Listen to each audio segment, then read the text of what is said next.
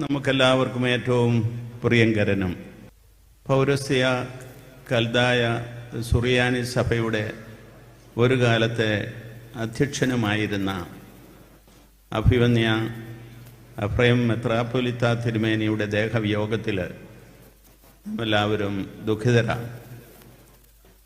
അഭിവന്യ തിരുമേനിയെ അറിയാത്തവർ കേരളത്തിൽ ചുരുക്കമാണ്. ഭാരതത്തിലും അനേകർ അദ്ദേഹത്തെ അറിയും. അതുപോലെ തന്നെ ആഗോള സഭകളിലെല്ലാം അറിയപ്പെട്ടിരുന്ന ഒരു വലിയ ആചാര്യനാണ് എഫ്രൈം തിരുമേനി.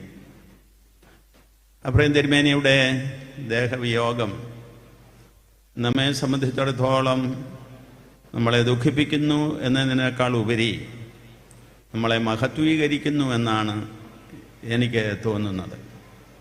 കാരണം അദ്ദേഹം ചെയ്ത 50ഓളം വർഷത്തെ സഭാ മേലധ്യക്ഷ ശുശ്രൂഷ ഈ നഗരത്തിലും കേരളത്തിലും ഇന്ത്യയിലും സഭകളിലെല്ലാം സ്ഥിരപ്രതിഷ്ഠ നേടിയ ഒന്നാണ്.